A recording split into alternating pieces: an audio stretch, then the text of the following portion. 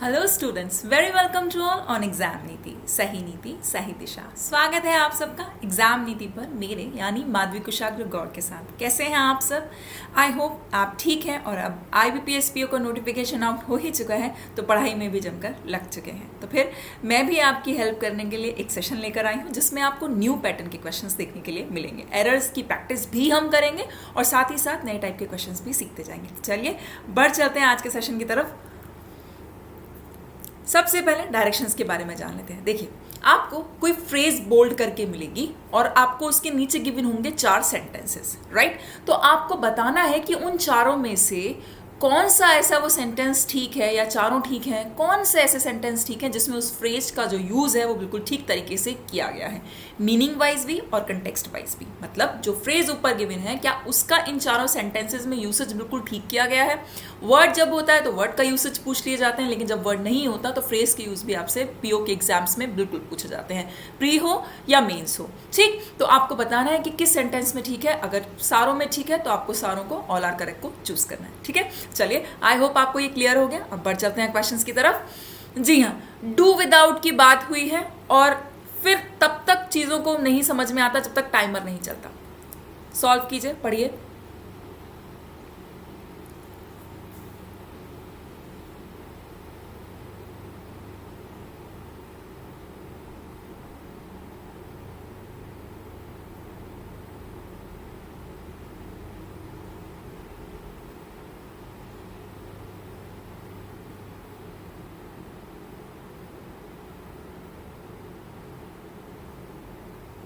Timer समाप्त। ठीक, अब देखिए, सबसे पहले इंपॉर्टेंट तो ये है कि आपको डू विदाउट का मीनिंग पता होना चाहिए। ठीक, सबसे पहले ज़्यादा इंपॉर्टेंट तो ये है। लेकिन अगर अब आपको नहीं पता है तो ये प्रैक्टिस सेशन है, हम यहीं पर पढ़ेंगे, यहीं पर सीखेंगे और अपने नोट्स भी साथ के साथ में बनाते चलेंगे, बिल्कुल चलेंगे। ठीक, तो देखिए, सबसे पहले डू विदाउट का मीनिंग जान लीजिए। डू विदाउट का मतलब होता है किसी चीज़ के बिना या किसी समवन, किसी चीज के बिना या समथिंग या किसी व्यक्ति के बिना मैनेज कर लेना या सरवाइव कर लेना।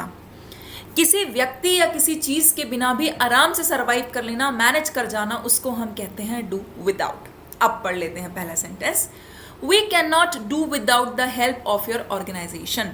हम तुम्हारी ऑर्गेनाइजेशन की हेल्प के बिना सरवाइव नहीं कर सकते। यानी कि सेंटेंस में डू विदाउट का जो यूज है वो बिल्कुल ठीक लग रहा है। ठीक, आगे बढ़ते हैं। Due to the reliable public transportation in Delhi, people can do without a car. मतलब क्योंकि दिल्ली में ट्रांसपोर्टेशन बहुत अच्छा बना हुआ है, मेट्रो चलती हैं, बसेस चलती हैं, इतनी बढ़िया चल रहे हैं, इतना अच्छा ट्रांसपोर्टेशन की सुविधाएं हैं कि लोग कार्स के बिना, समथिंग यानी कि कार्स के बिना मैनेज कर सकते हैं। यहाँ पर भी डू विदाउट का यूज बिल्कुल ठीक लग रहा है। अगला, The actor had to do a scene without because the cameraman forgot the press record. पढ़ते हैं, एक्टर को एक सीन कैमरे के बिना करना पड़ा क्योंकि कैमरामैन प्रेस रिकॉर्ड करना भूल गया था। ठीक, forgot to press record, वो रिकॉर्ड के बटन को प्रेस करना भूल गया था। तो एक्टर को जो है एक scene, do a scene without, ठीक, उसको एक सीन करना पड़ा, लेकिन विदाउट बिकॉज क्या, किस चीज के बिना। देखिए यहां पर है ना, ये देखिए डू विदाउट आपने यहां पर नोटिस किया, तो किस चीज के बिना, हेल्प ऑफ योर ऑर्गेनाइजेशन, किस चीज के बिना आप सरवाइव कर सकते हैं या नहीं कर सकते हैं वो बात बता दी। इसमें लिखा है डू विदाउट किसके बिना, कार के बिना, वो भी आपने बता दिया। यहां पर क्या है, do a scene without because, without because ये तो रीजन हो गया, ये कोई चीज नहीं है कि कैमरामैन जो है रिकॉर्ड का बटन प्रेस करना भूल गया तो जो एक्टर था उसको सीन करना पड़ा, ठीक, या सीन के बगैर रहना पड़ा। लेकिन ये तो रीजन हुआ ना, किस चीज के बिना किया ये तो आपको नहीं पता चला ना, यानी कि ये हमको ठीक नहीं जमता। ये पार्ट 3 हम यहाँ से कट कर देते हैं। अगला देखते हैं। After living in China for a year, 1 साल चाइना में रहने के बाद, I learn how to do without many things, बहुत सारी चीज़ों के बिना सर्वाइव करना मैं सीख गया हूँ या गई हूँ, है ना। तो हमें ऐसा लग रहा है कि 1 भी ठीक है, हमें पता चल गया, 2 भी ठीक है, कैन डू विदाउट समथिंग या समवन किसी के बिना या किसी चीज के बिना मैनेज कर लेना हो गया। और फोर्थ वाला भी, तो हमारे हिसाब से आंसर क्या बना? आंसर बनता है ऑप्शन नंबर 2, 1, 2 एंड 4। 3 सही नहीं बनता, रीजन मैं आपको दे चुकी हूं। आइए बिल्कुल आंसर चेक करते हैं। ठीक है, हाँ, option number 2, that is do without, to manage to do something without someone और something, I told you earlier. And option number 2, 1, 2, 3, यानी कि 1, 2 एंड 4 इसके करेक्ट ऑप्शंस हैं। 1, 2 एंड 4 जो सेंटेंसेज हैं इसमें टू विदाउट का यूज जो है वो बिल्कुल सही तरीके से किया गया है। आई होप आपको ये क्वेश्चन समझ में आ गया। अब आई होप आपको हिंट भी लग गई कि आगे के क्वेश्चंस जो हैं वो कैसे सॉल्व करने हैं ना, और नया पैटर्न का एक क्वेश्चन भी आपको मिल गया। चलिए बढ़ चलते हैं अगले सवाल की तरफ और देखते हैं कि क्या आप उसे सॉल्व कर पा रहे हैं।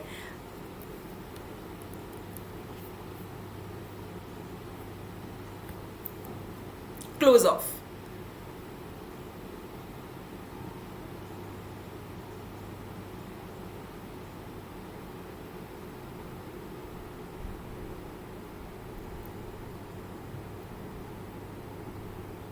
आधा टाइम निकल चुका है, जल्दी से।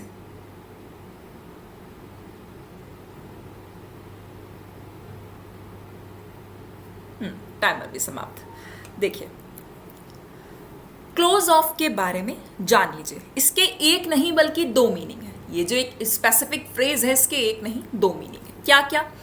एक तो कोई एंट्रेंस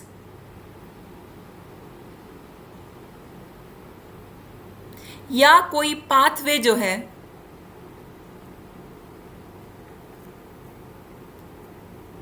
उसको ब्लॉक कर देना। देखा है ना आपने कि अक्सर कोई बड़ा नेता आए हुए होते हैं, कोई बड़ा लीडर आए हुए होते हैं, तो वो एक स्पेसिफिक जो जगह रूट होता है वो बंद कर दिया जाता है। उस टाइम के लिए कोई लोग वहां से निकल नहीं सकते, बैरिकेडिंग हो जाती है, ठीक। या कोई मूवी की शूटिंग चल रही होती है तब भी आपने अक्सर ऐसा देखा। तो कोई पाथवे, कोई जगह या कोई एंट्रेंस को ब्लॉक कर देना का मतलब होता है क्लोज ऑफ। और दूसरा इसका मीनिंग होता है क्लोज ऑफ का, अपनी फीलिंग्स को छुपा के रखना, अपनी जो मन में चल रहा है उसे किसी को जाहिर ना होने देना, कि चल कुछ और रहा है, मन में बहुत कुछ है लेकिन सामने वाले को पता ही ना चले। तो अपनी वास्तविक जो अंदर की फीलिंग्स हैं, जो इमोशंस हैं, उनको छुपा के रख लेना और अपने आप को क्लोज ऑफ कर लेना, अपने आप को आइसोलेटेड कर लेना, इस तरीके से कि अपनी फीलिंग्स को बाहर जाहिर ना होने देना, ठीक। अब चेक करते हैं कि किस किस ऑप्शन में, किस किस सेंटेंस में इसका मीनिंग फिट बैठा। देखिए, the theatre used the front row, theatre ने फ्रंट रो को यूज किया एज अ क्लोज ऑफ, यानी कि एक ब्लॉक्ड रास्ते की तरह उसको इस्तेमाल किया फ्रॉम द स्टेज। स्टेज से जो फ्रंट रो थी वो ब्लॉक कर दी गई, फ्रंट रो को ब्लॉक कर दिया गया, उसके रास्ते को ब्लॉक कर दिया गया स्टेज से। थिएटर ने स्टेज से जो फ्रंट रो थी उसको एज अ ब्लॉक्ड पाथ की तरह इस्तेमाल किया, ठीक। मतलब कि कोई वहां पर बैठ नहीं सकता था, कुछ नहीं कर सकता था, स्टेज से फ्रंट रो को ब्लॉक कर दिया गया, ठीक। चलो, यानी कि वहां का रो का जो एरिया था, जो पाथवे था, जो एंट्रेंस था, उसको ब्लॉक कर दिया गया थिएटर ने।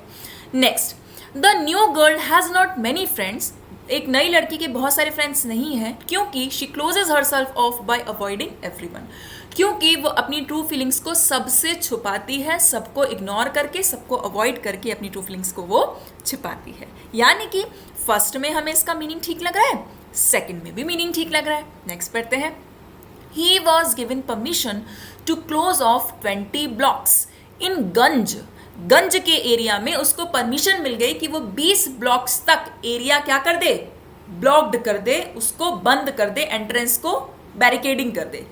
During the filming of a movie या ऑफ द मूवी की शूटिंग के दौरान उसको परमिशन मिल गई कि वो 20 ब्लॉक्स तक का जो रास्ता है वो उन्हें बंद कर सकता है, उन्हें ब्लॉक कर सकता है। यानी कि यहाँ पर भी हमें क्लोज ऑफ का मीनिंग बिल्कुल ठीक लग रहा है। अब हम फोर्थ पार्ट पढ़ लेते हैं। भाई, जो फोर्थ सेंटेंस है वो क्या कह रहा है? वो कह रहा है the coffee shop is in the process of closing of, यानी कि जो कॉफी शॉप है वो बंद, उसका जो एंट्रेंस है, जो ब्लॉक है, वो बंद होने की प्रक्रिया में है। Because the owner is moving away, क्योंकि जो ओनर है वो कहीं और जा रहा है, कहीं और शिफ्ट हो रहा है। एक बात बताइए, बात तो ये चल रही थी कि किसी पाथवे को क्लोज करना या किसी एंट्रेंस को क्लोज करना। अगर कोई जो ओनर है, कॉफ़ी शॉप का मालिक है, अगर वो कहीं और जा रहा है, कहीं और शिफ्ट हो रहा है, तो फिर वो एंट्रेंस थोड़ी ना ब्लॉक करेगा, वो तो अपनी पूरी शॉप ब्लॉक करेगा। सिंपल सी बात है ना। इसमें क्या लिखा, is in the process of closing of, वो बंद होने के कगार पर है। यानी कि यहाँ पर ना तो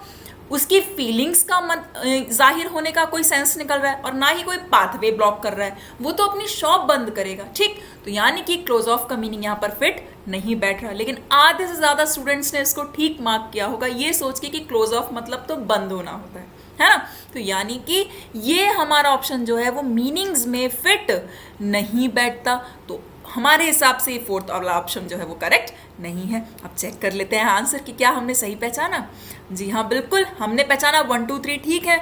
तो 1 2 3 1 में तो है नहीं, 2 में भी नहीं है, 3 में भी नहीं है, 4 में क्या लिखा है, ऑल एक्सेप्ट 4। 4 किस अलावा सारे, यानी कि 1 2 3 तीनों सही हैं, लेकिन फोर्थ में इसका मीनिंग यूसेज बिल्कुल ठीक नहीं बैठ रहा। अब इसकी मीनिंग चेक कर लेते हैं। टू ब्लॉक एन एंट्रेंस, मैंने आपको बताया था कि एंट्रेंस को ब्लॉक कर लेना है या किसी पाथवे को ब्लॉक कर लेना। और इसका दूसरा मीनिंग होता है अपनी ट्रू फीलिंग्स को छुपा ले जाना। ठीक है, चलिए, यानी कि आपको मेरे हिसाब से ये क्वेश्चन भी समझ में आ चुका है। देखिए, नोट्स बनाते रहिए, जो बातें मैं कह रही हूँ उनको लिखते चलिए। लिख लीजिए कि क्लोज ऑफ का मीनिंग क्या होता है, अपनी ट्रू फीलिंग्स को छुपाना और किसी पाथवे या किसी एंट्रेंस को ब्लॉक कर देना। अगर चीजें समझ में आ रही हैं, अच्छी लग रही हैं, तो बहुत अच्छी बात है, नोट्स साथ में बनाते चलिए। ठीक है, नेक्स्ट क्वेश्चन की तरफ आ जाइए। हाँ, अब हम सॉल्व करेंगे गेट बाय को लेकर।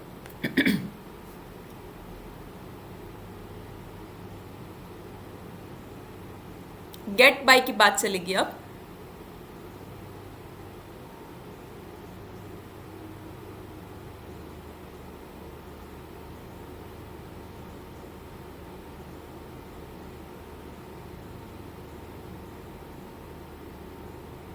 देखिए, टाइमर चला गया, कोई बात नहीं। दूसरी चीज, अगर आप ये क्वेश्चंस अभी सॉल्व नहीं कर पा रहे हैं तो हम ऐसे आगे और भी क्वेश्चन सॉल्व करेंगे। घबराना नहीं है, परेशान नहीं होना है, बस थोड़े थोड़े थोड़े करके फ्रेजेस को याद करना शुरू कर देना है, फ्रेजल वर्ब्स को याद करना शुरू कर देना है।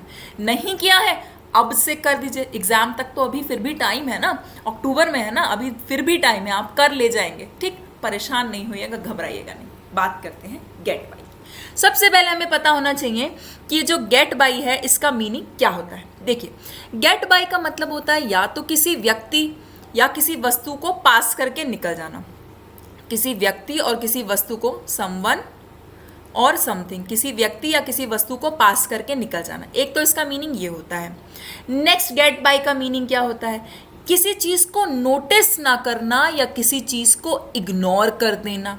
किसी चीज को नोटिस या ना करना या फिर उसको इग्नोर कर देना, ये भी मीनिंग होता है गेट बाय का। ठीक है, अगला मीनिंग क्या होता है गेट बाय का। गेट बाय का एक और मीनिंग होता है और उसका मतलब होता है कि किसी चीज के बाहुल्य से, किसी चीज की बहुत ज्यादा आपके पास अमाउंट होने से आप किसी दूसरी कंडीशन को, अच्छी या बुरी कंडीशन को सरवाइव कर जाओगे, झेल जाओगे। ठीक, जैसे आपको अगर किसी का बैक सपोर्ट बहुत अच्छा है तो लाइफ में क्रूशियल कंडीशंस कितनी भी हों उनको ज्यादा प्रॉब्लम नहीं हुई होगी, है ना। जैसे अभी लॉकडाउन हुआ, बहुत सारे लोगों की जॉब्स गई, लेकिन जिनकी फैमिली का उनको पीछे से बैक सपोर्ट बहुत अच्छा था, उनको लॉकडाउन के होने से इतनी ज्यादा प्रॉब्लम नहीं हुई होगी। अगर ईश्वर ना करे उनकी जॉब भी गई हो तब भी उनको इतनी प्रॉब्लम नहीं हुई होगी, क्योंकि उनकी फैमिली का सपोर्ट उनके पीछे से बहुत होगा, है ना। ऐसा बहुत सारे एग्जाम्पल कि किसी चीज के बाहुल्य की वजह से आप किसी दूसरी कंडीशन को सरवाइव कर जाओ या झेल जाओ। 3 मीनिंग हुए। क्या क्या हुए फिर से, किसी व्यक्ति या किसी वस्तु को पास करके निकल जाना। दूसरा, इग्नोर कर देना या किसी चीज को नोटिस ना कर पाना। ठीक, और तीसरा कि किसी चीज की इतनी ज्यादा अधिकता होने के कारण कि अधिकता होना कि फिर आप किसी दूसरी कंडीशन को भी सरवाइव कर जाए या झेल जाए। ठीक, नेक्स्ट अब पढ़ते हैं सेंटेंस में, एक एक करके इसके यूज को देखते हैं। देखिए, the police are not letting anyone get by the barriers. Police किसी को भी बैरियर्स को पास करने नहीं दे रही है। ठीक, पहला सेंटेंस ठीक हो गया। अगला, the guards are really diligent. जो गार्ड्स हैं वो बहुत ज़्यादा स्मार्ट हैं, डिलीजेंट है, बुद्धिमान है। And nothing gets by them. उनसे कुछ भी इग्नोर नहीं होता, ऐसा कुछ नहीं है जिसको वो नोटिस नहीं करते या बिना नोटिस हुए उनसे रह जाता है। यानी कि यहाँ पर भी गेट बाय का मीनिंग ठीक बैठ रहा है। अगला, Pranjal is getting by with a lot of support from friends and family. Pranjal को अपनी फैमिली और अपने फ्रेंड्स से इतना ज्यादा सपोर्ट मिल रहा है कि वो आराम से सरवाइव कर रहा है। ठीक, चलो ये भी समझ आ गया। नेक्स्ट देखते हैं। Please move to the left. Left हो जाइए, थोड़ा सा किनारे हो जाइए ताकि जो जॉगर्स हैं वो पास हो सके, ताकि जो जॉगर्स हैं वो निकल सकें यहाँ से, आराम से पास हो सके।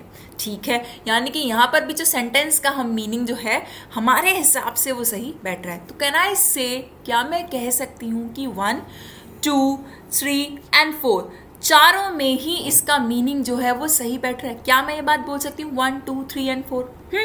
अच्छा, अब हम आंसर चेक कर लेते हैं। बिल्कुल आंसर चेक करते हैं। हाँ, तो इसका आंसर है ऑल आर करेक्ट। हमारे हिसाब से भी इसका आंसर बनता था ऑल आर करेक्ट। अब इसका मीनिंग चेक कर लीजिए। टू पास समवन और समथिंग, किसी से पास होकर निकल जाना। टू नॉट नोटिस समथिंग, किसी चीज को नोटिस ना करना या इग्नोर कर देना। अगला, to survive with just enough of something, किसी चीज के बाहुल्य के कारण सर्वाइव कर जाना, मैनेज कर जाना। ठीक, यही बातें हमने डिस्कशन की थी और हमने अपने आंसर को भी मिलाया, तो हमारा आंसर यहाँ पे पूरी तरह से सही हो गया। ठीक है, आई होप आपको ये जो गेट बाय था ये भी समझ में आया। क्लोज ऑफ जो था वो आपको क्लोज ऑफ भी समझ में आ गया। और सबसे पहले हमने कौन सा पढ़ा था? हमने सबसे पहले क्या पढ़ा था? Do without. तो आपको डू विदाउट भी समझ में आ गया। ठीक, अब बढ़ चलते हैं और देखते हैं कि फोर्थ क्वेश्चन में कौन सा नया फ्रेज या फ्रेजल वर्ब है हमारे लिए। टेक इन, बहुत ज्यादा इंपॉर्टेंट है।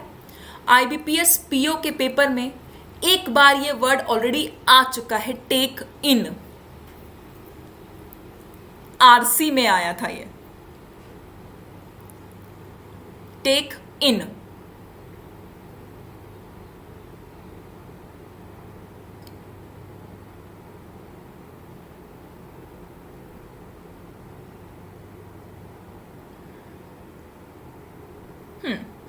टाइमर जा चुका है।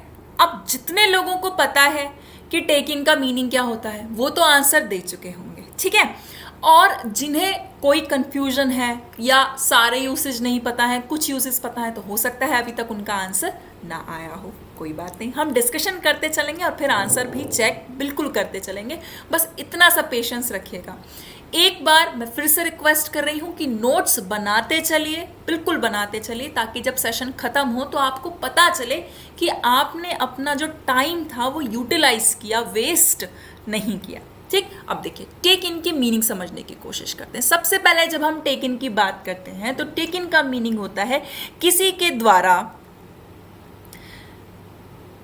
धोखा खा जाना।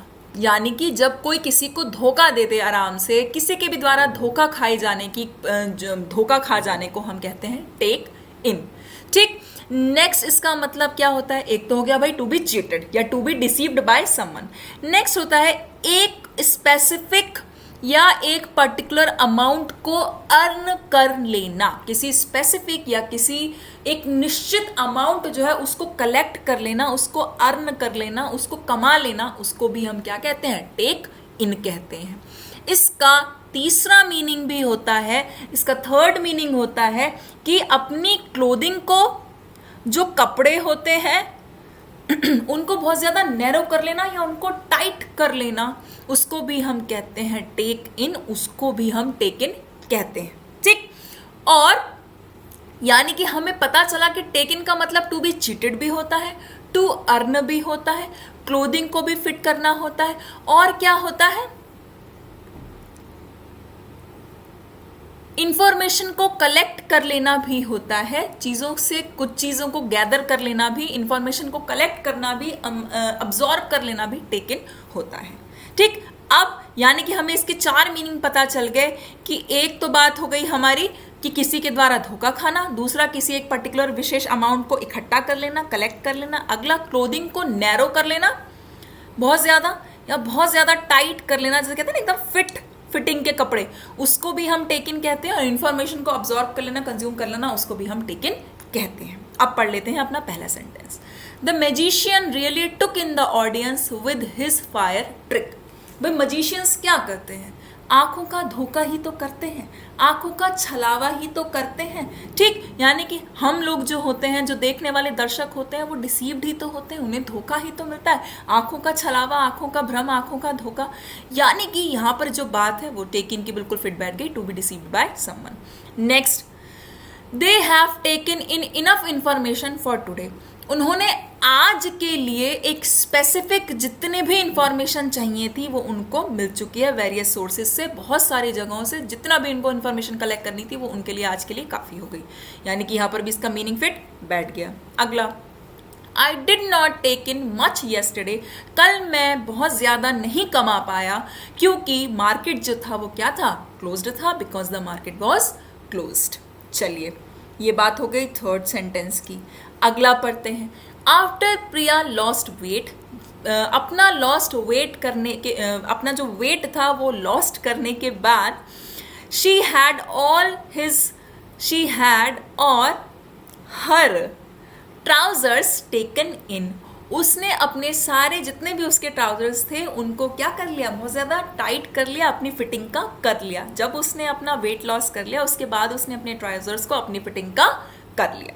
तो हमारे हिसाब से इसका आंसर बनता है ऑप्शन नंबर 5, यानी कि ऑल आर करेक्ट। ठीक है, समझ में आ रहा है? अच्छा देखिए, अगर कुछ भी प्रॉब्लम हो रही है तो आप मुझसे पूछते चलिए, मैं यहीं पर हूँ, आप कमेंट बॉक्स में कमेंट कर लीजिए। और अगर ऐसा भी नहीं करना चाहते तो देखिए, एक टेलीग्राम ग्रुप है t.me/एग्जाम नीति। आप टेलीग्राम पर भी मुझसे क्वेश्चंस पूछ सकते हैं। आप मुझे रेफरेंस देके आराम से क्वेश्चन पूछ लीजिएगा कि मैम आपने टेकन बताया था, मेरे को समझ में नहीं आया, मैं आपको बिल्कुल बताऊंगी। ठीक, तो ऐसा नहीं है कि आपको इसका मीनिंग समझ में नहीं आएगा या कोई आपकी हेल्प नहीं करेगा, बिल्कुल करेगा। तो ये रहा हमारा टेलीग्राम ग्रुप का लिंक, आप यहाँ पर भी अपना क्वेश्चन पूछ सकते हैं। चलिए, अब हमारे हिसाब से ऑप्शन नंबर 5 है, हमें क्या करना है, आंसर चेक करना है। चेक कर लेते हैं। हाँ, तो आंसर भी यही है, option number 5, to be deceived by someone, to understand something, किसी चीज को समझ लेना, किसी इंफॉर्मेशन को या किसी चीज को अब्सॉर्ब कर लेना। दूसरा, टू कलेक्ट और अर्न अ पर्टिकुलर अमाउंट, एक निश्चित अमाउंट को क्या करना, कलेक्ट कर लेना, समझ में आ गया। To make an item of clothing narrower और टाइटर, किसी आइटम ऑफ क्लोथिंग को नैरो कर लेना या बहुत ज्यादा टाइट कर लेना, उसको भी हम कहते हैं टेकिंग। तो यानी कि हमारे जो चारों मीनिंग थे, इंफॉर्मेशन को समझ लेना, अंडरस्टैंड करना या किसी भी चीज को पूरी तरह से जान लेना, उसको कहते हैं टू अंडरस्टैंड, टेकन। तो यानी कि ये चारों मतलब जो थे वो हम समझ पाए। आई होप आपको ये पॉइंट जो है वो पूरी तरीके से क्लियर हो चुका है। भाई, अब बात कर लेते हैं नेक्स्ट क्वेश्चन की, और नेक्स्ट क्वेश्चन को भी हम टाइमर के साथ ही पढ़ेंगे। ठीक है, नेक्स्ट क्वेश्चन बात कर रहा है टेक इन की।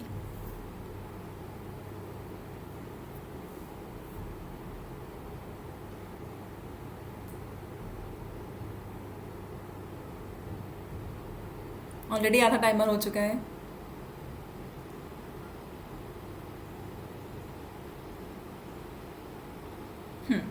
देखिए, अगर आपको इस टाइप के क्वेश्चन समझ में आते हैं, अच्छी बात, नहीं समझ में आ रहे हैं और कोई डाउट हो रहा है, तो देखिए, सबसे पहली बात तो मैं आपको बताऊं कि प्रैक्टिस। ठीक है, प्रैक्टिस से आपको चीज़ें बिल्कुल क्लियर होंगी। ठीक, प्रैक्टिस के अलावा ऐसी कोई चीज़ नहीं है जिससे आपको चीज़ें क्लियर हो पाए। दूसरी चीज़, हमने कहा कि पेशेंस लूज मत करिएगा। ठीक है, बिल्कुल भी पेशेंस लूज मत करिएगा। मैं आपकी हेल्प के लिए हमेशा हूँ t.me/एग्जाम नीति। आप यहाँ टेलीग्राम पर हमसे जुड़कर जो भी डाउट्स आ रहे हैं ना, इस सेशन से रिलेटेड आराम से क्वेश्चंस पूछिए, मैं हर एक क्वेश्चन का आपको आंसर बिल्कुल करूँगी। ठीक है, बस लर्न करते जाइए, नोट्स बनाते जाइए। टेकन के बहुत सारे मीनिंग्स होते हैं, हम सीख लेते हैं। देखिए, एक तो इसका मतलब होता है किसी से धोखा खा जाना, किसी से धोखा खा जाना, टू बी चीटेड और to be deceived by someone. चलो, एक तो बात ये समझ में आ गई, टू बी चीटेड और टू बी डिसीव्ड। दूसरा इसका मतलब होता है किसी चीज को समझ लेना, टू अंडरस्टैंड समथिंग। ठीक है। तीसरा इसका मीनिंग होता है कि अब जो कुछ कपड़े होते हैं ना, क्लोथिंग, उनको टाइट या उनको फिट कर लेना। चलो, ये भी मतलब समझ में आ गया कि उनको टाइट या फिट कर लेना। और इसका अगला मतलब होता है अर्न करना, एक विशेष अमाउंट को क्या करना, कमाना या अर्न करना। सबसे पहले किसी से धोखा खा जाना, ठीक, कपड़ों को टाइट या फिट कर लेना, ठीक, कमाना, और इसका चौथा मतलब होता है कि किसी चीज को पूरी तरह से समझ लेना, टू अंडरस्टैंड समथिंग कंप्लीटली, उसको भी हम कहते हैं क्या, टेक इन। अब देखते हैं कि क्या सेंटेंसेस में ये चारों के चारों मीनिंग फिट हो रहे हैं या इनमें से कोई भी मीनिंग फिट हो रहा है, चेक कर लेते हैं। The magician really took in the audience with his fire trick. Fire trick से मजिशियन ने लोगों को क्या कर दिया, धोखा दे दिया, ट्रिक कर दिया, और लोग जो है डिसीव्ड हो गए। आंखों का धोखा, आंखों का छलावा। ठीक, चलो बात समझ में आ गई। To be deceived by magician because of his fire trick. Next, they have taken in enough information for today. आज उन्होंने बहुत सारी सूचना, बहुत सारी जानकारी जो है वो समझ ली है, अंडरस्टैंड कर ली है, उनको चीजें बिल्कुल समझ में आ चुकी हैं। चलिए, ये भी बात समझ में आ गई। यहाँ पर भी टेक इन का मीनिंग सही बैठ रहा है हमारे हिसाब से, है ना। अगला, I did not take in much yesterday. मैंने कल बहुत ज्यादा नहीं कमा पाया क्योंकि मार्केट जो था, द मार्केट वॉज क्लोज्ड, क्योंकि मार्केट जो था वो क्लोज था। यानी कि यहाँ पर अर्न का मीनिंग भी जो है यहाँ पर फिट बैठ रहा है, तो यानी कि हमारे हिसाब से इसका थर्ड ऑप्शन भी ठीक बैठ रहा है। तो कैन आई से फर्स्ट सेकंड थर्ड ठीक जा रहे हैं, फिट है। लास्ट और पढ़ लेते हैं। आफ्टर प्रिया लॉस्ट वेट, अपना वेट लॉस्ट करने के बाद प्रिया ने she had all her trousers, उसने अपने सारे के सारे जो ट्राउजर्स थे उनको फिट करा लिया, उनको क्या कर लिया, उनको नैरो करवा लिया, उनको अपने साइज का करवा लिया। यानी कि यहाँ पर भी क्लोथिंग जो है वो कैसी हो रही है, फिट हो रही है या फिर नैरो हो रही है। तो हमें बात समझ में आ गई कि इसमें भी इस सेंटेंस का मीनिंग फिट बैठ रहा है। तो क्या मैं कह सकती हूँ कि इसका आंसर बनेगा answer option number 5, all are correct. क्या मैं बोल सकती हूँ, कैन आई से दैट? ठीक है, आंसर चेक कर लेते हैं। तो इसका सही आंसर भी है option number 5, that is all are correct, क्योंकि फर्स्ट, सेकंड, थर्ड, फोर्थ चारों ही ऑप्शंस में हमारा इसका मीनिंग जो है वो बिल्कुल फिट बैठ रहा है। आई होप आपको ये चीज भी समझ में आ गई। अब बढ़ चलते हैं नेक्स्ट क्वेश्चन की तरफ। नेक्स्ट क्या है? नेक्स्ट बात कर रहा है ले ऑफ के बारे में। तो ले ऑफ का भी मीनिंग पता होता है तो बहुत अच्छी बात है, नहीं तो फिर हम आज सीखेंगे और अभी सीखेंगे।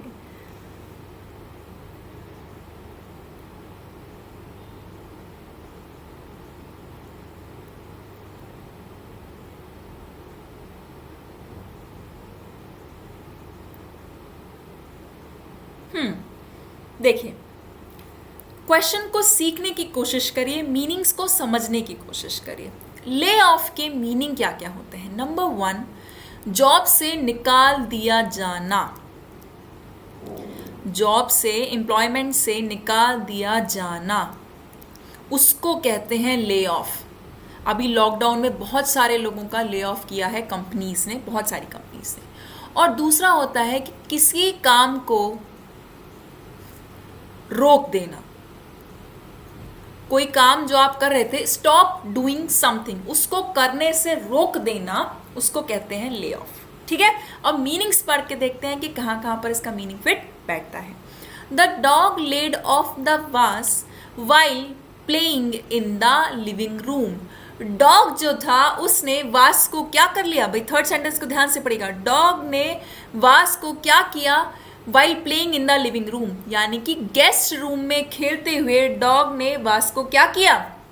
वास को ले ऑफ कर दिया। तो यहां पर ना तो जॉब से डिसमिसल किया, ना ही किसी काम को करते हुए रोक दिया, क्योंकि वास को तो रोक नहीं सकता। यानी कि ये पार्ट ठीक नहीं बैठ रहा। अगला पढ़ते हैं। We need to lay off the junk food, यानी कि हमें जंक फूड खाना जो है वो रोकना पड़ेगा फॉर अ वाइल। कुछ समय के लिए हमें जंक फूड का जो है वो टेक इन, खाना, कंजम्पशन रोकना पड़ेगा। स्टॉप डूइंग समथिंग, चलो यहाँ पर इसका मीनिंग फिट बैठ रहा है। अगला, आफ्टर द पेंडेमिक, महामारी के बाद thousands of people were laid off, बहुत सारे लोगों को, हजारों लोगों को क्या कर दिया गया? जॉब से निकाल दिया गया। नेशन वाइड, यानी कि सारे नेशन में, अक्रॉस द नेशन। बिल्कुल ऐसा यहाँ पर बात सही बैठ रही है, डिसमिसल फ्रॉम जॉब्स। अगला वाला जो है वो पढ़ लेते हैं। Fourth, Piyush led the lamp off. अब ना तो उसने लैम्प को क्या किया, पीयूष ने जॉब से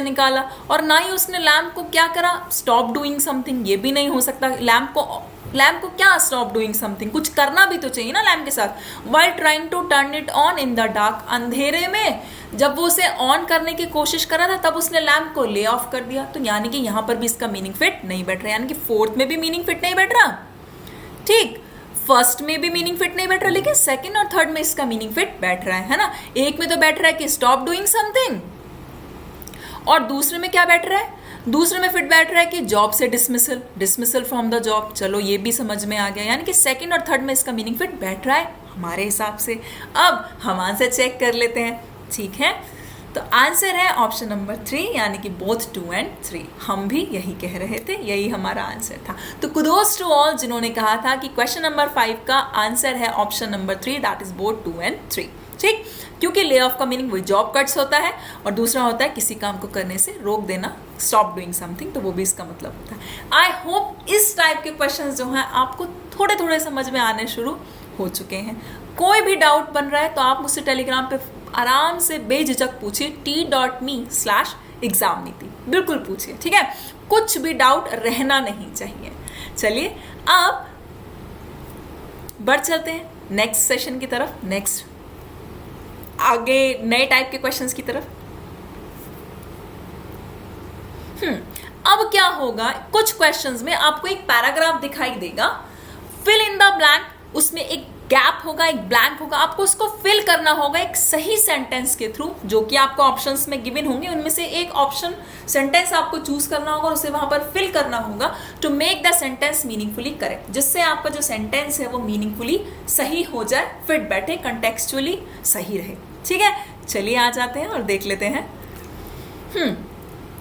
The center is unlikely to implement its own national education policy recommendations regarding the medium of instruction in Kendriya Vidyalayas dash the Central Board of Secondary Education। समझ में आ रहा ना? इसी तरह का एक पैराग्राफ गिवन रहेगा और आपको बीच में ब्लैंक मिलेगी और आपको इसमें से सही ऑप्शन फिल करना होगा। अब टाइमर के साथ पढ़ते हैं, ट्राई कीजिए।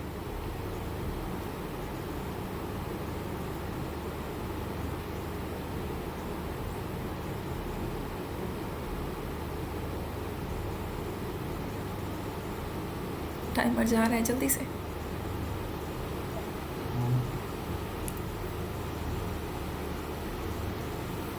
देखिए यहां पर बात चल रही है सेंटर की, यानी कि केंद्र की।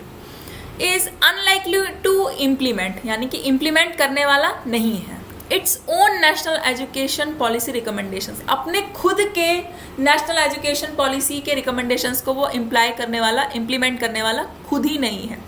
Regarding the medium of instruction, किस बारे में, किस चीज़ को वो अपना जो है इम्प्लीमेंट नहीं कर रहा, कि केंद्रीय विद्यालय में इंस्ट्रक्शंस का, निर्देशों का मीडियम क्या रहेगा, हिंदी होगा या इंग्लिश होगा या किस भाषा में होगा।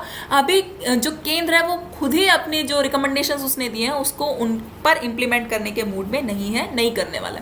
Dash the central board of secondary education dash CBSE की बात है ना, सीबीएसई बोर्ड में कि वो इंस्ट्रक्शंस का मीडियम क्या रखे, अभी वो खुद ही अपनी बातों को, अपने रिकमेंडेशंस को उस पर इम्प्लीमेंट करने वाला नहीं है। चेक कर लेते हैं।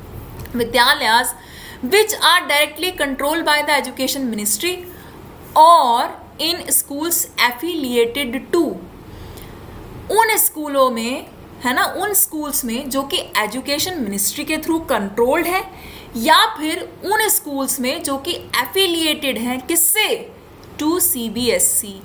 हो सकता है हमारा फर्स्ट जो है ऑप्शन है वो आंसर हो, है ना। चलो टिक कर लेते हैं, अगला चेक करते हैं। केंद्रीय विद्यालय for the mother tongue, medium of instructions इन केंद्रीय विद्यालय for the mother tongue, mother tongue के लिए इंस्ट्रक्शंस का मदर टंग के लिए तो भाई कोई मीनिंग सेंस दे नहीं रहा है यहाँ पर। फॉर अ मदर टंग और लोकल लैंग्वेज, ये तो बात सही बन नहीं रही। चलो इसको अभी हम कट कर देते हैं, क्रॉस कर देते हैं, अगला चेक करते हैं। Regarding the medium of instruction इन केंद्रीय विद्यालय विल बी फॉलोड, क्या फॉलो करना है, अभी तो हम ये बता रहे हैं ना कि केंद्रीय विद्यालय में इंस्ट्रक्शंस का मीडियम के बारे में, लेकिन क्या फॉलो किस चीज को करना है भाई, ये तो बताया नहीं। By both public and private schools the central board of CBSE. देखिए स्कूल्स के बाद ये सीबीएसई भी नहीं जुड़ रहा, क्योंकि स्कूल्स के बाद दा तो लगेगा नहीं, कोई सेंस तो है नहीं, स्कूल के बाद नाउन के बाद दा लगा है, ऑफ कोर्स कोई मतलब नहीं है। ठीक है, चलो तो ये ग्रामेटिकली भी रॉन्ग हो गया।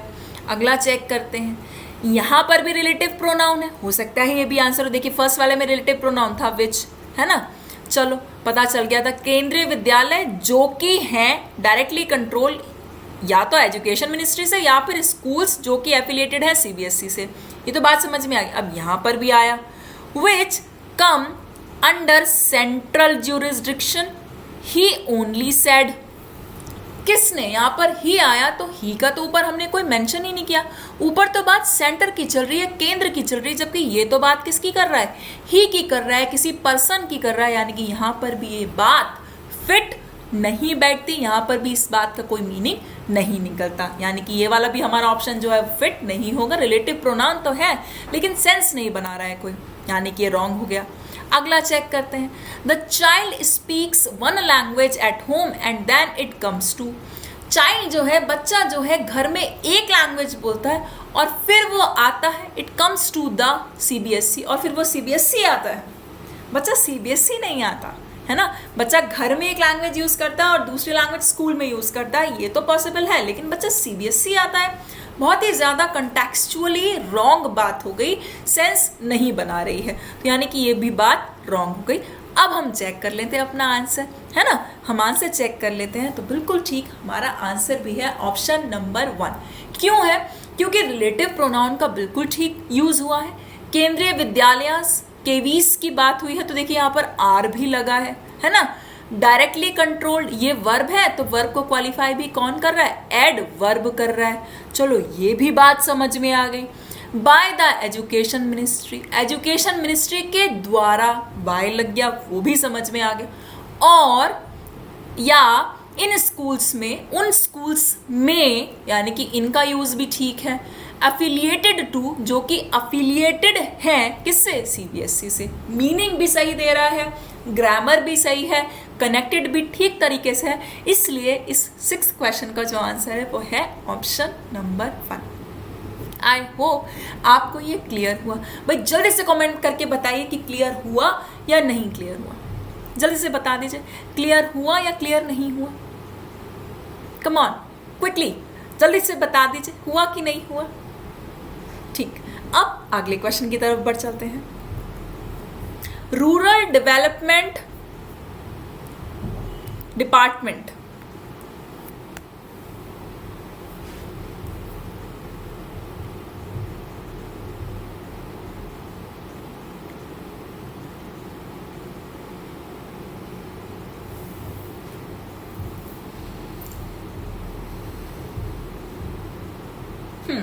देखिए बात चल रही है आराम आराम से, अभी मत परेशान हुई है, जब हम प्रैक्टिस ही पहली बार कर रहे हैं तो घबराना क्यों, समझते हैं और करते चलते हैं। देखिए बात चल रही है रूरल डेवलपमेंट डिपार्टमेंट की, उन्होंने कोई चीज शुरू करी है, क्या शुरू करी है, इम्प्लीमेंटेशन, यानी कि किसी चीज को इम्प्लीमेंट कर रहे हैं, किसको कर रहे हैं, अस्मिता योजना को।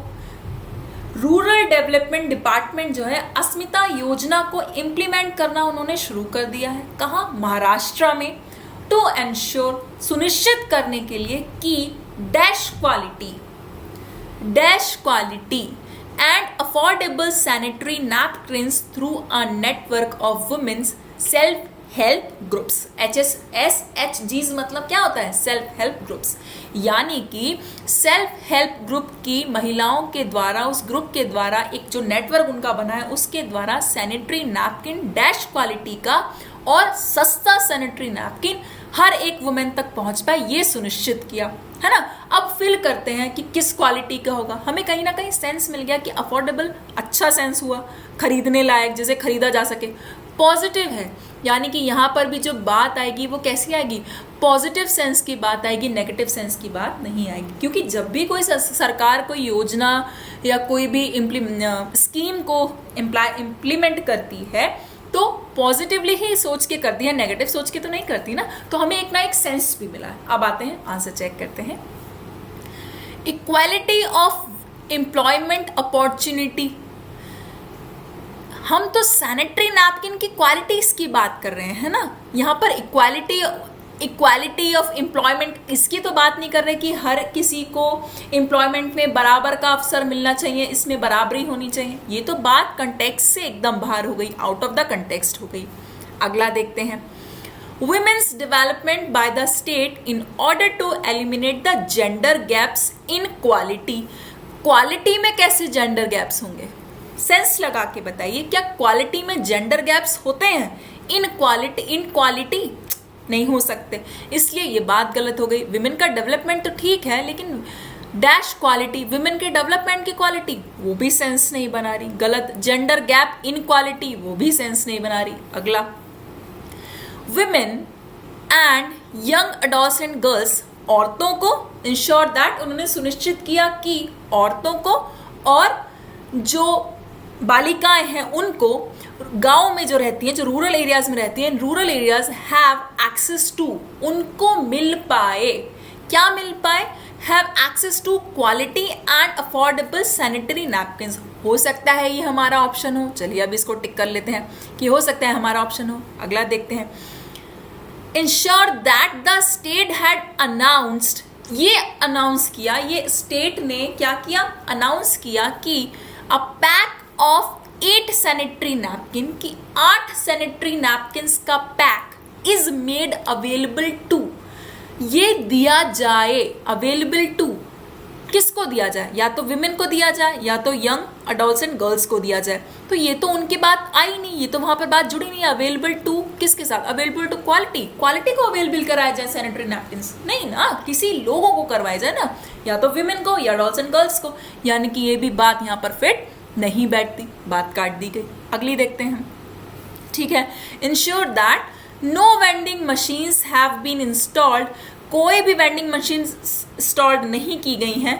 अक्रॉस एनी लोकेशन, किसी भी लोकेशन पर, स्कूल और इंस्टीट्यूशंस अंडर अस्मिता योजना। अस्मिता योजना के द्वारा सरकार ने यह सुनिश्चित किया कि कोई भी वेंडिंग मशीन किसी भी लोकेशन पर, ना स्कूल्स में ना इंस्टीट्यूशन में, कहीं भी जो है वो इंस्टॉल नहीं की गई हैं। क्या ये किसी तरह से योजना, क्वालिटी, वेंडिंग मशीन, क्या ये बातें कहीं से कहीं तक जुड़ रही हैं? ये तो नेगेटिव सेंस दे रहा है ना, कि कोई भी वेंडिंग मशीन इंस्टॉल नहीं करी गई किसी भी लोकेशन पर। अभी अभी हमने देखा कि पॉजिटिव सेंस की हमें यहाँ पर कोई बात चाहिए, तो यानी कि ये भी बात हमारे, क्योंकि ये नेगेटिव सेंस दे रही है, ये भी हमारे फिलर में फिल नहीं हो सकती। अब आइए, यानी कि इसका जो करेक्ट आंसर बनता है वो ये बनता है, इंश्योर दैट, इंश्योर किया कि विमेन, औरतें और जितने भी यंग अडोलसेंट गर्ल्स हैं, यानी कि जो बालिकाएं हैं इन रूरल एरियाज, गांव के एरियाज में, उन सबको एक्सेस मिल सके, उन सबको एक्सेस मिल सके टू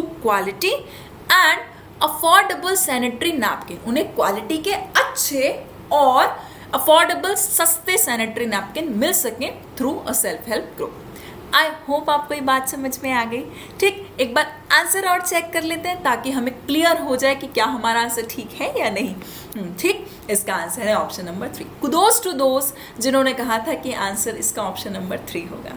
आई होप मैं आपको समझा पा रही हूँ, आई होप आप समझ पा रहे हैं। फिर भी कोई चीज़ ऐसा आपको लग रहा है कि जल्दी हो रहा है सेशन, या अभी चीज़ें फास्ट हो रही, थोड़ा सा बैक या रिवाइंड करके भी देख सकते हैं, है ना। फिर भी समझ में ना आए तो एग्जाम नीति का टेलीग्राम ग्रुप है, बेधड़क सवाल पूछिए, बेधड़क सवाल पूछिए। ठीक, चलिए अब बढ़ चलते हैं नेक्स्ट क्वेश्चन की तरफ। क्वेश्चन नंबर 8, देखिए टाइमर लगाने से पहले पढ़ लेते हैं। EIA report, final EIA report के बारे में जिक्र चल रहा है ना। For example, final EIA report was not made available to public, public को नहीं दी गई थी, पब्लिक के लिए अवेलेबल नहीं थी फाइनल EIA रिपोर्ट।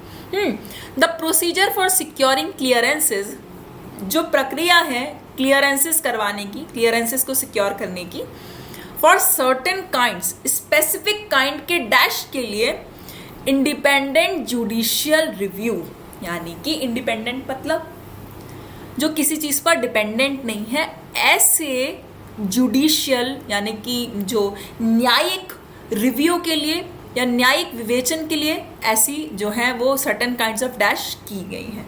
बात समझ में आ गई। अब इसको पढ़कर सॉल्व करने की कोशिश कीजिए।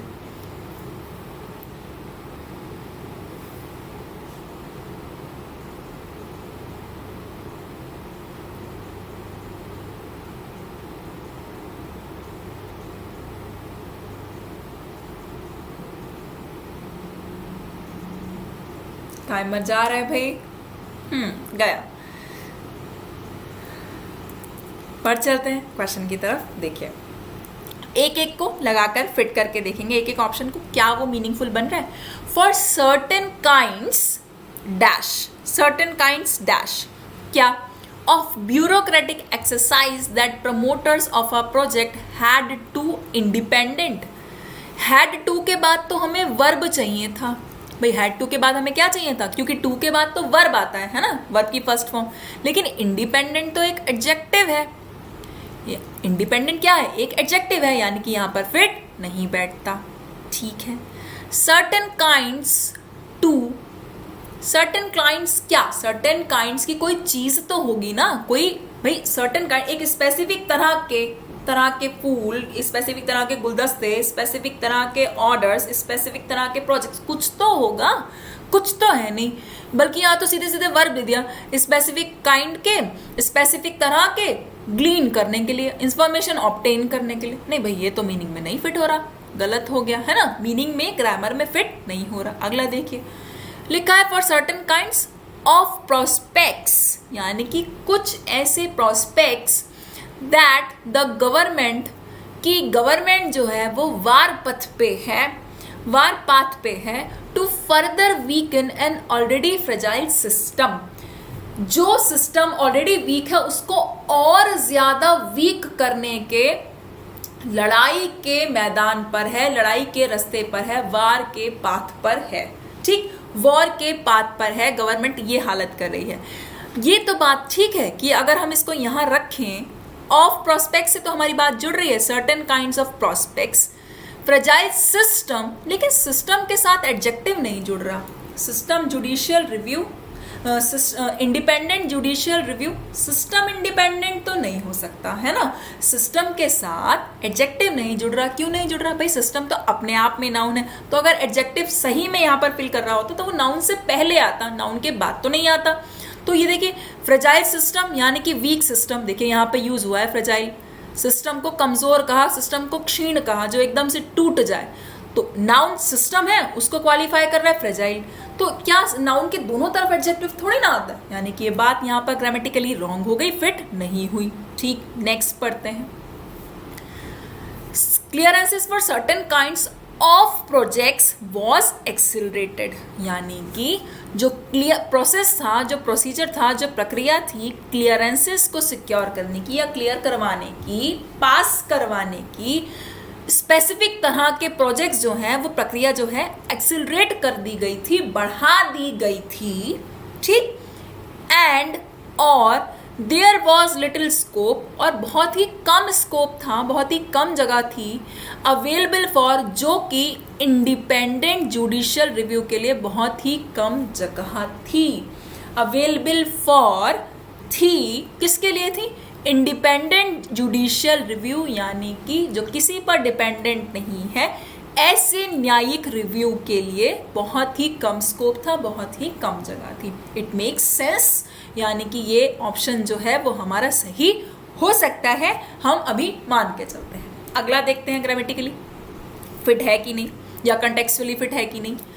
For certain kinds of critical projects, ठीक है, दैट प्रीवियसली रिक्वायर्ड, जिन्हें पहले जरूरत थी EIA की, EIA of special rigor, special rigor जिसको EIA के स्पेशल जोश की जरूरत थी, पैशन की जरूरत थी। ये भी एडजेक्टिव है और ये भी एडजेक्टिव है, दोनों एडजेक्टिव दोनों आपस में जुड़ रहे हैं, पॉसिबल तो है। ठीक, जैसे लोग बोलते हैं ना कि लॉन्ग ब्लैक हेयर, तो लॉन्ग एडजेक्टिव ऑफ शेप होता है और ब्लैक एडजेक्टिव ऑफ कलर होता है, तो है तो दोनों ही एडजेक्टिव। तो ऐसा तो नहीं है कि दोनों एडजेक्टिव एक पास नहीं आ सकते, लेकिन फिर वो this should always make a sense, कोई सेंस तो बनाने चाहिए आसपास में आके। लेकिन यहाँ पर आप क्या देख रहे हैं कि लिखा है स्पेशल राइगर, कुछ ऐसे क्रिटिकल प्रोजेक्ट्स थे जिन्हें पहले EIA के स्पेशल जोश की जरूरत थी, इंडिपेंडेंट जुडिशियल रिव्यू, फिर सेमीकॉलन लगा, यानी कि बात बदल गई, और एक इंडिपेंडेंट जुडिशियल रिव्यू की, न्यायिक रिव्यू की भी जरूरत थी। तो ये तो बात आपस में कनेक्ट नहीं कर रही ना, जुड़ नहीं रही ना, तो यानी कि ये भी यहाँ पर ग्रामेटिकली सही नहीं है। तो हमारे हिसाब से क्या हुआ, ऑप्शन नंबर 4 जो है कहना इससे कि करेक्ट आंसर है। कैन आई से?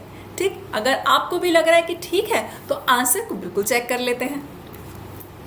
आंसर है ऑप्शन नंबर 4। आई होप आपको ये क्लियर हो रहा है।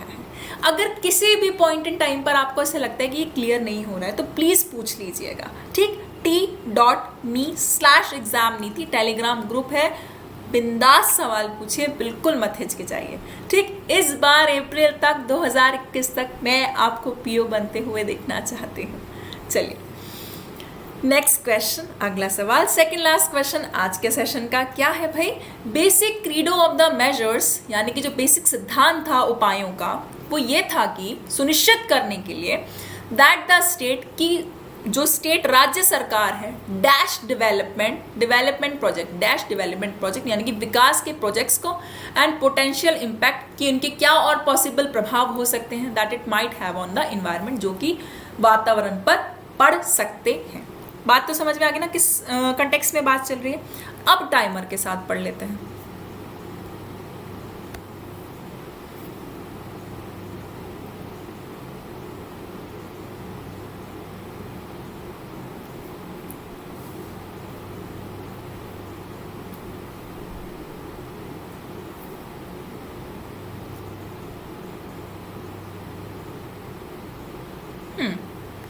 देखिए, इतना तो समझ में आ गया कि हमें इतना पता चला कि इन्वायरमेंट पर जो कुछ उपाय ढूंढे गए हैं उनके सिद्धांतों का इन्वायरमेंट पर क्या असर पड़ रहा है, स्टेट ने यानी कि राज्य सरकार ने क्या सुनिश्चित किया, पता कर लेते हैं। इंश्योर दैट द, यहाँ पर लिखा है इंश्योर दैट द स्टेट की, सुनिश्चित किया कि state created appraisal committees eight the level of both the centre and states development project. हो सकता है ये हमारा आंसर हो। ठीक, क्लिक कर लेते हैं कि स्टेट ने क्रिएट करी अप्रेजल कमिटीज दोनों ही लेवल पर, सेंटर के लेवल पर और स्टेट के लेवल पर, हो सकता है हमारा आंसर। ठीक है, नेक्स्ट चेक करते हैं। That the state mandated that projects beyond a certain size from certain sectors like development project, यानी कि स्टेट ने क्या किया, कुछ प्रोजेक्ट्स को मैंडेट कर दिया। ठीक, बियॉन्ड अ सर्टेन साइज, जो कि एक सर्टेन साइज के परे थे, फ्रॉम सर्टेन सेक्टर्स, कुछ स्पेसिफिक सेक्टर्स से, जैसे कि कौन सा सेक्टर, अब सेक्टर बताने हैं, लेकिन डेवलपमेंट प्रोजेक्ट ये तो स्पेसिफिक प्रोजेक्ट के बारे में बात कर रहे हैं, हमें तो सेक्टर बताने, जैसे कॉटन की इंडस्ट्री से, सिल्क के सेक्टर से, या एग्रीकल्चर के सेक्टर से, या इकोनॉमिकली किसी सेक्टर से, इकोनॉमिक किसी सेक्टर से, ये तो सब नहीं है, यानी कि हमारा आंसर नहीं बैठ रहा, बात मिल नहीं रही, कंटेक्स्ट से बाहर जा रही है। ठीक है, अगला देखते हैं। State had at its possession a disinterested analysis of any development project। ठीक है, उसने, स्टेट ने यह सुनिश्चित किया कि उसके खुद के पास एक उदासीन विश्लेषण होना चाहिए किसी भी डेवलपमेंट प्रोजेक्ट का, किसी भी विकास के प्रोजेक्ट का उसके पास जो विश्लेषण होना चाहिए वो पूरी तरह से न्यूट्रल होना चाहिए, बायस्ड नहीं होना चाहिए। ऐसा नहीं होना चाहिए कि अगर अडानी ने बनाया है और हम उनके फेवर में हैं तो हम कह रहे हैं नहीं इससे एनवायरनमेंट पे कोई बुरा नुकसान नहीं हो रहा, चाहे उससे पूरा एनवायरनमेंट खराब हो रहा, और अगर किसी दूसरे सेक्टर ने बनाया और हम उसके फेवर में नहीं है और वो बिल्कुल ठीक है, हम तब भी उसको रिजेक्ट किए दे रहे हैं, नहीं। तो स्टेट ने ये सुनिश्चित किया था कि उनके पास ये अधिकार हो कि जो भी डेवलपमेंट प्रोजेक्ट है, जो भी विकास का प्रोजेक्ट है, उसका उनके पास पूरी तरह से एक डिसइंटरेस्टेड एनालिसिस हो, एक पूरी तरह से न्यूट्रल विश्लेषण हो, एक उदासीन विश्लेषण हो, किसी भी तरह का उसमें फेवरेटिज्म ना इन्वॉल्व हो, यानी कि दैट मेक्स सेंस। ये हमारा आंसर जो है वो बिल्कुल बन सकता है। अगला देखते हैं। Is regarded as a bureaucratic exercise, state is regarded, अभी तो बात चल रही थी वॉज की, सेंटेंस पास्ट में जा रहा था, अभी हमने देखा कि यहाँ पर ये प्रेजेंट आ गया। ऐसा तो होगा नहीं कि एक ही पैराग्राफ में वो सब प्रेजेंट में चल रहा है, बीच में हम कहीं से पास्ट उठा के लें, ये तो पॉसिबल है नहीं, यानी कि ये सेंटेंस में फिट नहीं बैठ रहा, उसके फ्लो को ग्रामेटिकली खराब कर रहा है। चलिए अगला, that the state have commenced a project, state तो एक ही है, सिंगुलर सब्जेक्ट है, हाँ या ना, फिर जल्दी से बताइए। स्टेट तो सिंगुलर सब्जेक्ट है ना, और हैव कमेंस्ड ये तो प्लूरल हेल्पिंग वर्ब हो गई। कैसे हेल्पिंग वर्ब हो गई? प्लूरल हेल्पिंग वर्ब हो गई। तो plural helping verb singular subject के साथ कैसे आ सकती है? यानी कि ये भी ग्रामेटिकली रॉन्ग हो गया। अब हमें डिसाइड करना है कि फर्स्ट और थर्ड में से कौन सा होगा। देखिए, अगर आपको बोथ करके ऑप्शंस गिवन होते ना तो फर्स्ट एंड थर्ड दोनों चला जाता, कोई गलती नहीं होती। लेकिन अब तो हमें एक आंसर चूज करना है, तो एक बार फिर से पढ़ के देख लेते कि कौन सा हमें बेटर लग रहा है। देखिए, द बेसिक क्रीडो, मैं स्क्रीन को साफ कर देती हूँ ताकि आपको ज्यादा डाउट ना लगे। हाँ, अब पढ़ लेते हैं। The basic credo of the measures was to ensure that the state created, ये इंश्योर करना था कि स्टेट ने बना ली है appraisal committee at the level of centre और स्टेट, दोनों के लेवल पे एक कमेटी बना ली है। स्टेट्स कॉमा डेवलपमेंट प्रोजेक्ट, क्या अब जोड़कर देखिए ये बातें जुड़ रही हैं। स्टेट्स के बाद कॉमा लगा है, यानी कि स्टेट के बाद कोई आगे की बात पड़ी है, कंटिन्यूटी में तो बात है नहीं। कॉमा लगकर बात आगे बढ़ी तो डेवलपमेंट प्रोजेक्ट तो अपने आप में हो गया विकास प्रोजेक्ट। विकास प्रोजेक्ट्स, तो विकास के जो प्रोजेक्ट्स होते हैं उनके बारे में स्टेट्स ने कमेटी बना ली है, लेकिन आपस में लिंक भी तो होने चाहिए ना, कोई सेंस भी तो देने चाहिए। तो यानी कि ये स्टेट्स की बात और डेवलपमेंट प्रोजेक्ट की बात आपस में एक दूसरे से किसी भी कंजंक्शन के थ्रू अगर लगा होता ना तो फिर भी एक बार को कनेक्ट होती, लेकिन यहाँ पर कोई कंजंक्शन नहीं है इसलिए बात कनेक्ट नहीं हो रही। यानी कि फर्स्ट भी आंसर नहीं है, सेकंड भी आंसर नहीं है, फोर्थ भी ग्रामेटिकल इनकरेक्ट है और फिफ्थ भी ग्रामेटिकली इनकरेक्ट है। यानी कि हमारा सही आंसर क्या है? हमारा सही आंसर है ऑप्शन नंबर 3। आई होप आपको ये बात क्लियर पूरी तरह से हो गई। अगर नहीं हुई तो सवाल जरूर कीजिए, क्वेश्चंस प्लीज पूछिए।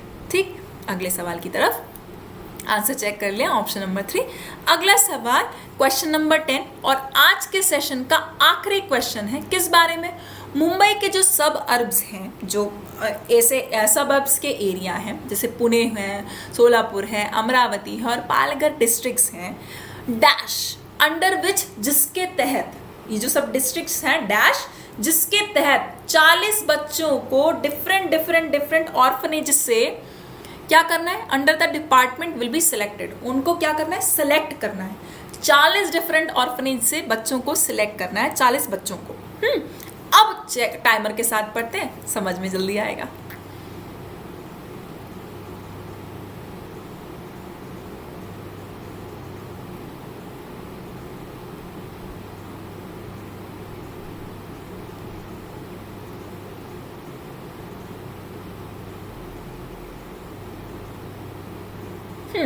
देखिए, अब एक एक ऑप्शन को रख के देखेंगे, फिट बैठा तो बहुत अच्छी बात है और अगर नहीं बैठा तो एलिमिनेट कर देंगे।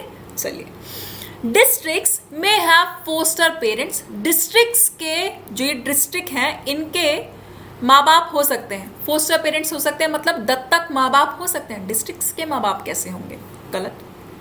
Next, Pune Palghar districts have faced difficulties and problem initially under which, problems उन्होंने इनिशियली फेस करी जिसके तहत, प्रॉब्लम फेस करी जिसके तहत, ऐसा तो नहीं हो सकता। कोई पॉलिसी होनी चाहिए या कोई योजना होनी चाहिए जिसके तहत 40 बच्चों को ऑर्फनेज से कलेक्ट किया जाएगा या गैदर किया जाएगा या सेलेक्ट किया जाएगा।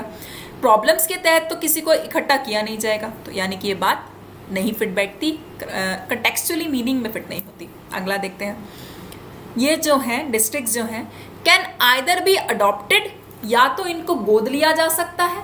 अब बताइए, डिस्ट्रिक्ट्स को गोद ले सकते हैं आप?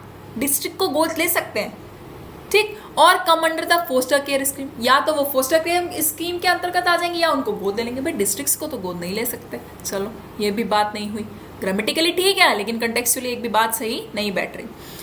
And Palghar districts would focus करेंगी ऑन पब्लिक अवेयरनेस, पब्लिक यानी कि लोगों की जागरूकता पर फोकस करेंगी, एंड आउटरीच कैंपेन्स, और कैंपेन्स को आउटरीच करेंगी।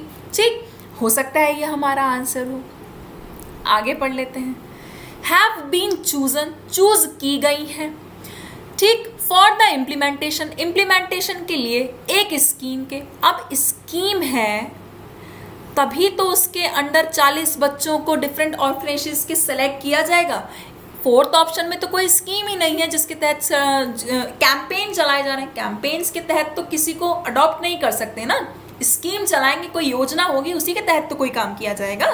यानी कि हमारा फोर्थ ऑप्शन भी गलत हो गया। ग्रामेटिकली चारों सही है लेकिन वहां पर मीनिंग में कंटेक्चुअली फिट नहीं बैठ रहे। तो फिफ्थ वाला जो ऑप्शन है वो सही है कि हैव बीन चूजन। ये जो डिस्ट्रिक्ट्स बताई हैं पुणे, सोलापुर, अमरावती, पालघर और ये जो डिस्ट्रिक्ट्स हैं मुंबई के सर्वर्ब्स की, इनको चूज किया गया है इम्प्लीमेंट करने के लिए एक स्कीम को on an experimental basis. Experimental basis पर, यानी कि एक्सपेरिमेंट के लिए, under which 40 children from various orphanages, जिसके तहत 40 बच्चे अलग अलग अलग ऑर्फनेजेस के चुने जाएंगे। Under the department will be selected, जो कि डिपार्टमेंट के अंतर्गत आएंगे उनको सिलेक्ट किया जाएगा। तो यानी कि हमारा जो करेक्ट ऑप्शन बन रहा है वो बन रहा है ऑप्शन नंबर 5। आंसर बिल्कुल चेक कर लेते हैं। Kudos to all those brilliant students जिन्होंने कहा था ऑप्शन नंबर 5 हमारा करेक्ट आंसर है। आई होप आपको ये सेशन जो है वो पसंद आया, समझ आया और आपने यहाँ से कुछ सीखा। अगर आपको लगता है कि आपके फ्रेंड्स भी यहाँ से कुछ सीख सकते हैं या कोई ज़रूरतमंद यहाँ से सीख सकता है, तो प्लीज़ इस वीडियो को शेयर ज़रूर कीजिएगा। और आप अब तक अगर हमसे जुड़े नहीं हैं तो हमें यूट्यूब पे प्लीज़ सब्सक्राइब करना भूलिएगा नहीं। तब तक के लिए पढ़ते रहिए, अपना ख्याल रखिए और तैयारी में ज़ोरों शोरों से एकदम लगे रहिए। Thank you. Until then, कार्पेडियम।